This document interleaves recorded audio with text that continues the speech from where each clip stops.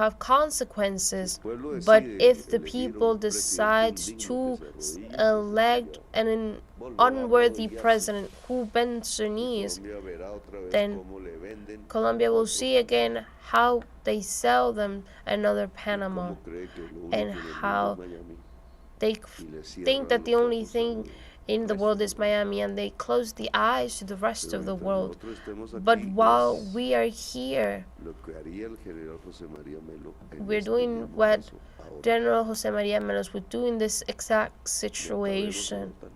We don't belong to NATO. The NATO hasn't said they're against the genocide in Gaza. I'm not going to be in the BRICS either, because they are of petroleum. All of the countries, maybe except China, they have petroleum, and we're not with petroleum. So our alliances are in Latin America and the Caribbean. Those are our alliances, and nothing. So the contract won't be signed with foreign minister, nothing. What are you waiting for?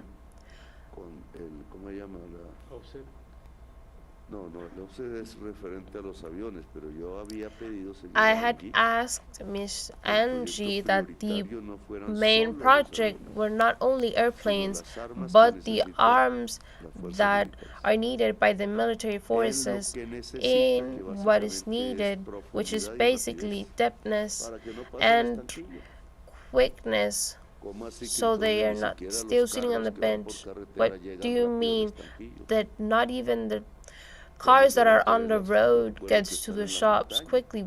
What will happen with the people that live in the mountains? What about the guns that Uribe and his friends left? They're not useful for wars in Colombia. Those are gun contracts with North America and Israel that don't work in Colombia.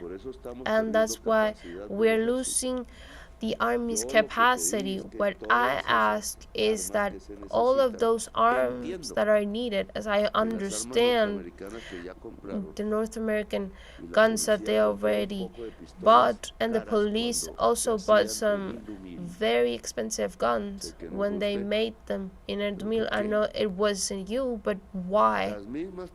The same guns with which they killed Senator Miguel Uribe was the one bought by the police. That can't be the case. If we are already making a shotgun, if we still need metals and think that in Brazil we can make our own shotguns, and the army has to buy the guns from Indumil, because it is done at a great scale, the unit price goes down. If the demand is low, the unit price will go up, and you'll never be able to buy them. And these are agreements that we can do in Latin America. We don't need Chinese, they are Arabs. We don't need North Americans. Our alliances are here to defend Latin America and the Caribbean, because we are part of Latin America and the Caribbean. We are not like Puerto Rico, an associated state. Our flag is not a star and blue stripes. So this means that, for example, in the fight against the United States, around the Commission of Vigilance of Drugs of the United Nations that betrayed us,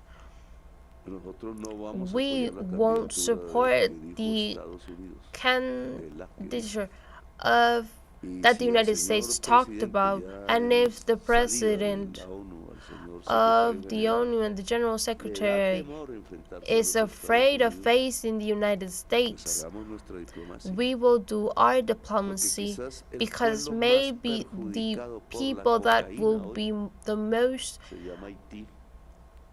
hurt by cocaine's name is Haiti, more than us, and they have ended with the state of Haiti, and no one defends them, and I believe that we have to defend Haiti, and one of the ways is for Haiti to lead the commission on drugs and ordains how to salvage its own country. The problem with the United States is no longer cocaine, they call it fentanyl. 30 times more deadly and powerful, and the policies of Trump's is taking that the problem of cocaine, it's leading the same industrial apparatus of the United States who fabricates fentanyl like they did it before, and the consumers are of the United States.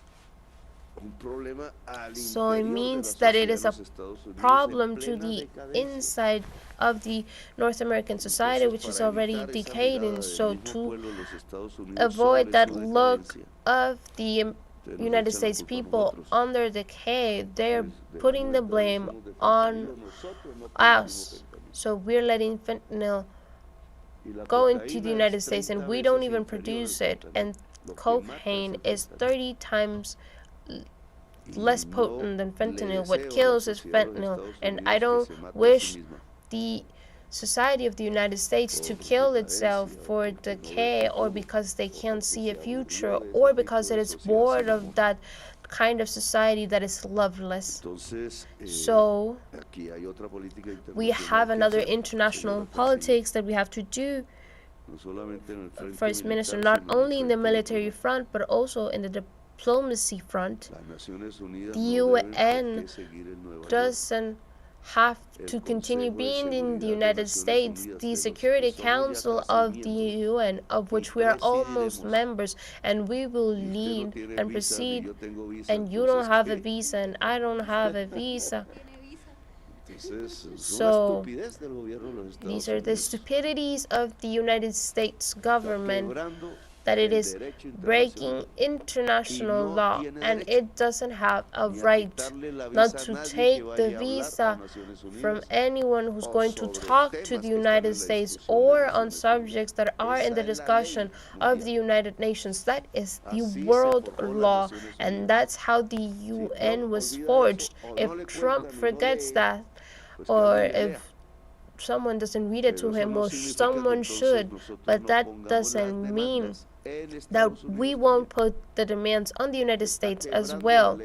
They're breaking international law in the United Nations. The United Nations can't bend their knees to a government that is being an accomplice to genocide, so let's act.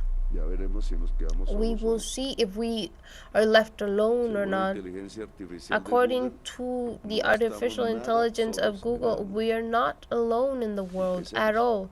Let's start. All of the ambassadors that I call white because they were raised in the diplomacy of the feuds, they're leaving.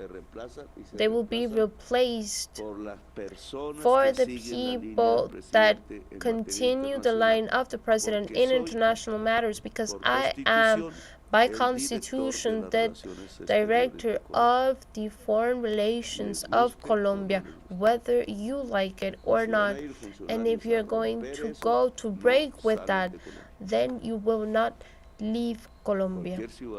Any citizen can live there in their freedom, but if a worker that is under the laws of the constitutions will not leave. And it's not because of authoritarianism, it's because the constitution ordains it.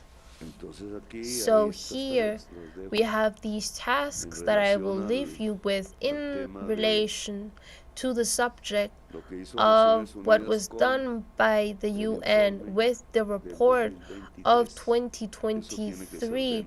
That has to be denounced by the Ministry of Justice, and some of you.